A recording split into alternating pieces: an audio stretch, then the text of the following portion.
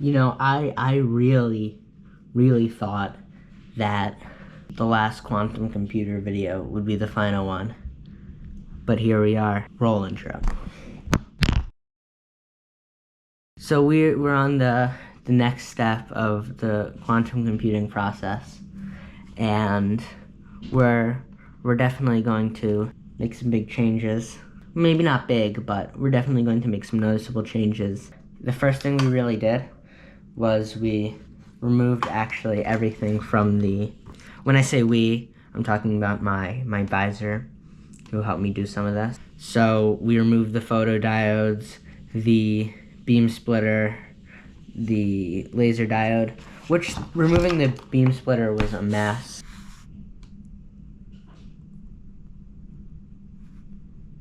We can clearly see that the beam splitter is definitely a little, chipped in the corner, wood chunks on the bottom, glue on the sides, because, it was glued very heavily into right here. So you can see the indent even of us trying to remove it. So then the next big thing we did was we fixed some of the solderings.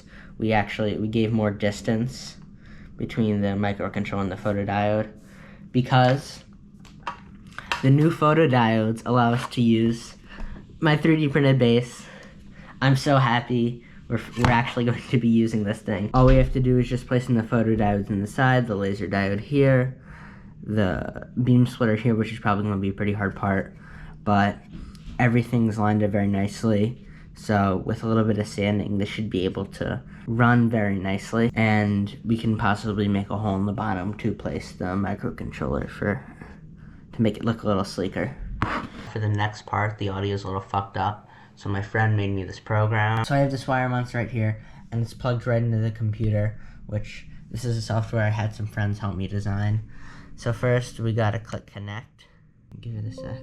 It'll be connecting, and then we can individually run tests and get results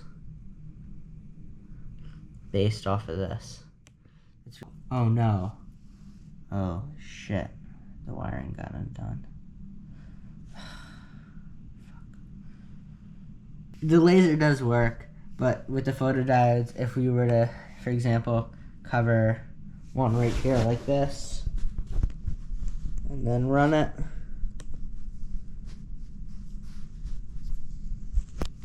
the results change. So if I really cover it and we run it again, see, it's going 0 to 100. So yeah, this is pretty impressive, and can give you splits, settings. So I'm really happy with this, except for that. So we finally get to make use of this frame, and we have the wire monster. So we're going to put the photodiodes into the frame. So I was planning to have it done today, but the laser diode soldering came off, both red here and the blue down here. So that's pretty disheartening, and the program stopped working. So yeah, I'm kinda cooked, and I'm sick. So this is fantastic. This is just what I needed.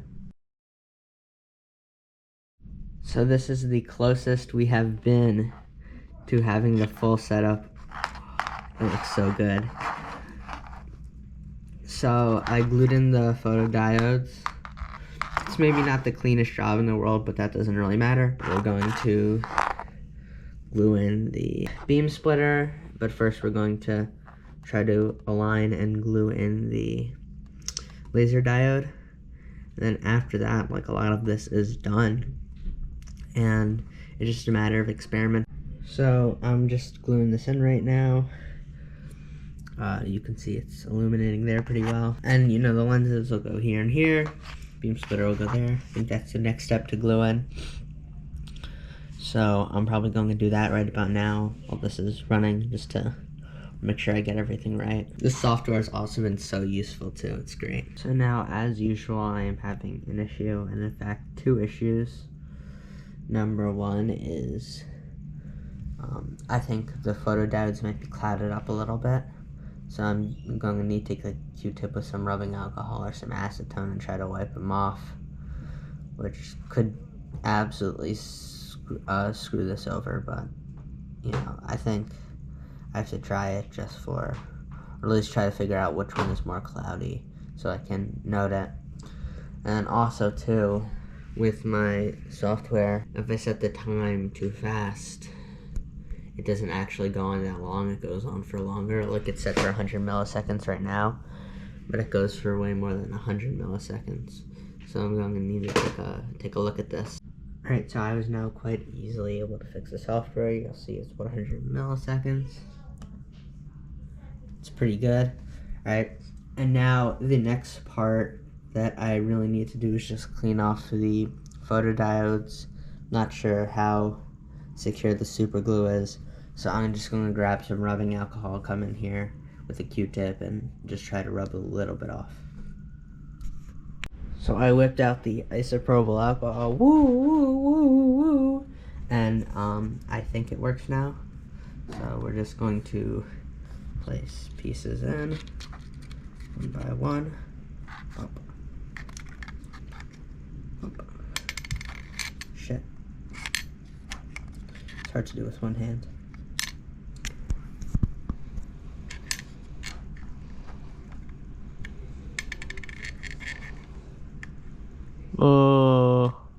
Aha.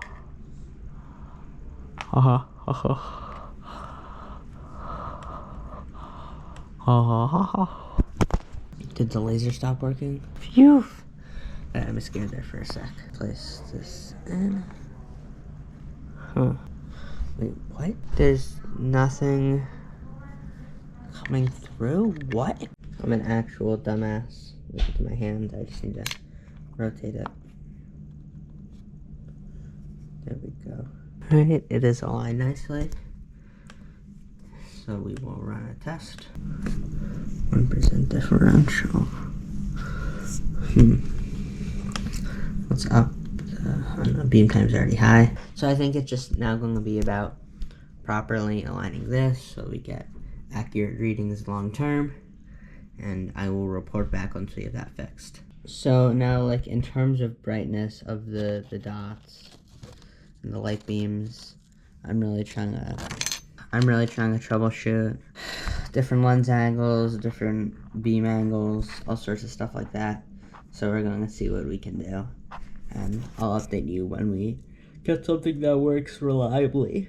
So I got it to a point I am happy with, and I got all this set up, and I think like the direction of the wave plate and all sorts of stuff like that really influences it. But I'm about to glue the beam splitter in. This is fully glued in. It's pretty locked in now. So I'm just going to glue this in and wish me luck. Oh my god, guys, it works. It works. Oh my god. Within all 4% difference. Oh my god. Oh my god, guys. Guys, this has been like at least half a year's work at this point. If not like 10 months work. Whoa.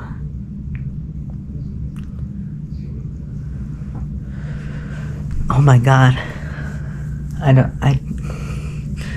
This is ridiculous.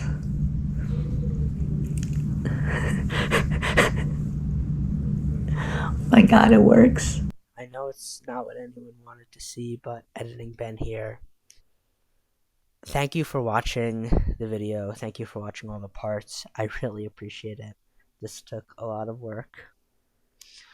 Initially, I had one more version planned, and it required nonlinear crystals, all these different parts, and I actually secured them, but I just don't have time for the project anymore.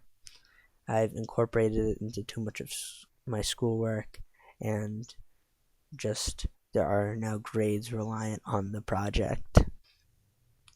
So I have this, and this unfortunately will just have to be enough for now.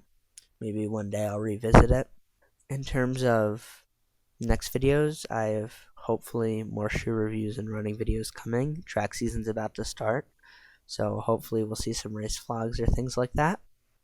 Additionally, I am currently working on 3D printing my own shoe, which should be really cool if it works. And then lastly, I am trying to plan a material science project. We'll see how that goes. But thank you guys so much for watching, especially if you stuck around this part of the video. I'll see you all next time.